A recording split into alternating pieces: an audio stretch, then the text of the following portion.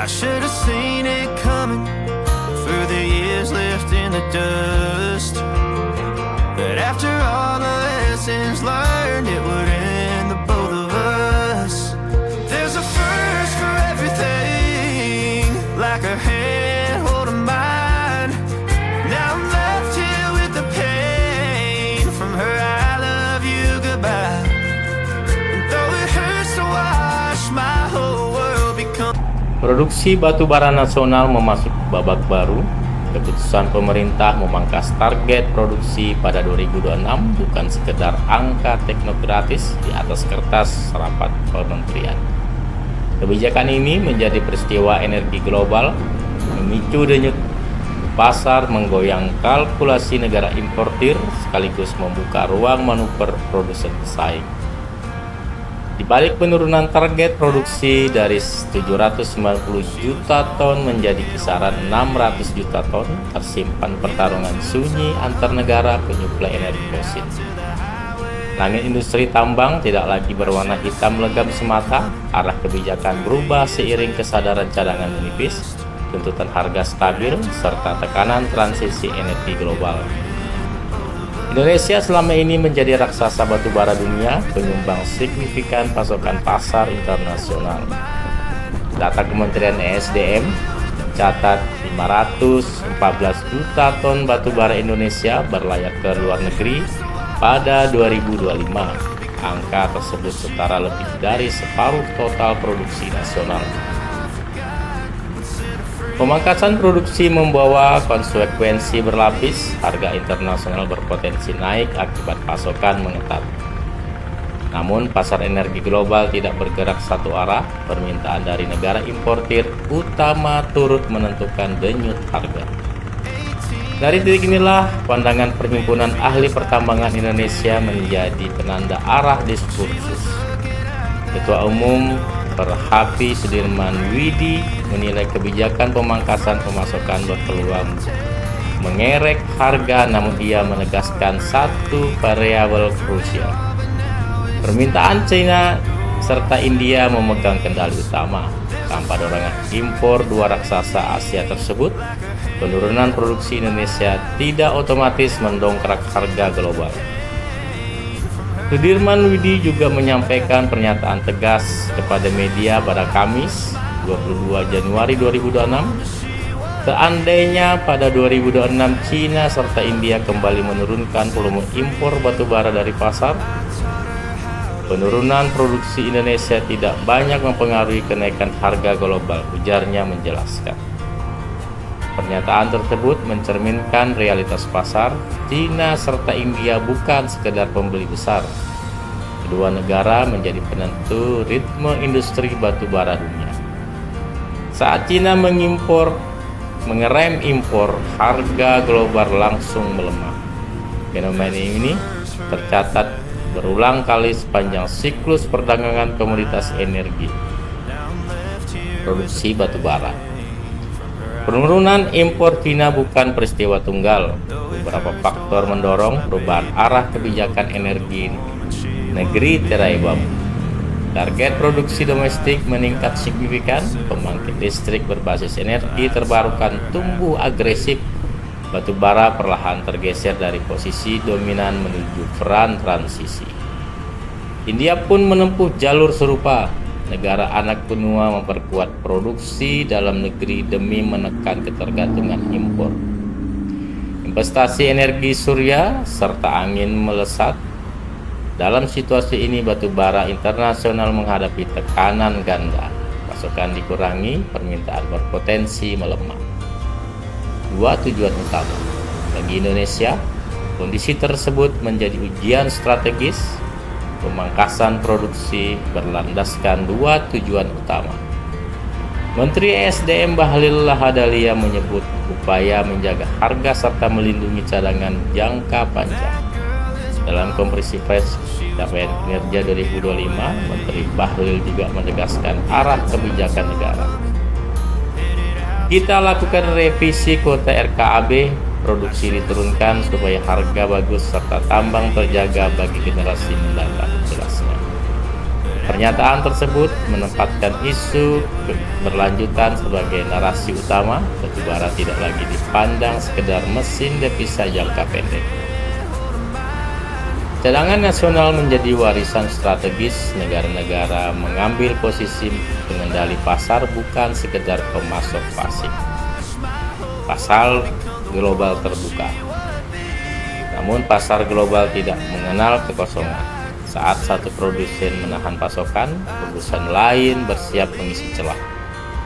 Sudirman Widi juga mengingatkan potensi pergeseran sumber impor. Rusia, Mongolia, serta Australia berada dalam radar negara pembeli. Jangan dilupakan kemungkinan pengalihan impor menuju produsen lain seperti Rusia, Mongolia, Australia, ucapnya mengingatkan. Rusia memiliki cadangan besar serta infrastruktur ekspor mapan. Mongolia menawarkan kedekatan geografis bagi Cina. Australia tetap menjadi pemain mapan dengan kualitas batubara unggulan. Pergeseran pasokan dapat berlangsung cepat apabila harga serta logistik menguntungkan. Situasi tersebut memunculkan dilema strategis. Indonesia berupaya menjaga harga melalui pengurangan produksi. Namun langkah tersebut membuka ruang ekspansi pesaing. Pasar global bersifat cair, loyalitas pembeli ditentukan harga, kualitas, serta kepastian pasokan. Strategis energi nasional. Di dalam negeri, pemasokan produksi membawa implikasi domestik. Pasokan batubara untuk pembangkit listrik tetap menjadi prioritas. Pada 2025, penjualan domestik mencapai 254 juta ton.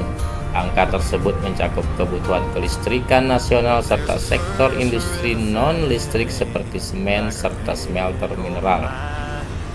Pemerintah memastikan kebutuhan domestik tidak terganggu. Skema Domestic Market Obligation tetap menjadi instrumen utama. Negara menempatkan kepentingan energi nasional di atas kepentingan ekspor. Kebijakan ini menyerupai tarikan napas panjang. Negara seakan berhenti sejenak di tengah laju eksploitasi. Batubara diperlakukan sebagai denyut nadi bumi, bukan sekedar komoditas dagang. Pemangkatan produksi menjadi simbol kesadaran kolektif atas keterbatasan alam. Namun kesadaran tersebut berhadapan langsung dengan realitas geopolitik energi. Dunia belum sepenuhnya meninggalkan batubara. Transisi energi berjalan bertahap. Selama ini pula, permintaan batubara tetap hadir dalam peta energi global. Indonesia berada di simpang jalan. Satu sisi menahan produksi demi harga serta cadangan, sisi lain menghadapi resiko kehilangan pangsa pasar. Keputusan ini menuntut kecermatan berlapis. Setiap juta ton memiliki implikasi fiskal, domestik, serta ekologis. Harga batubara. Harga batubara internasional bergerak mengikuti dinamika pasokan serta permintaan. Memangkas produksi Indonesia berpotensi memperketat pasar. Namun efek tersebut dapat terekam apabila Cina serta India mengurangi impor. Di titik ini, kebijakan Indonesia bersifat defensif sekaligus spekulatif. Defensif karena melindungi cadangan nasional, spekulatif karena bertaruh pada respon pasar. Apabila harga naik signifikan, negara memperoleh nilai tambah. Apabila harga stagnan, Indonesia kehilangan volume ekspor tanpa kompensasi harga. Produksi turun dari 836 juta ton di tahun 2024 menjadi 790 juta ton di tahun 2025. Data menunjukkan tren penurunan berlanjut.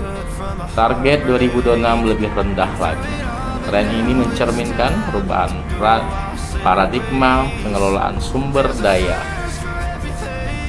Dalam jangka panjang, kebijakan ini membuka ruang transformasi ekonomi. Ketergantungan pada batu bara perlahan dikurangi.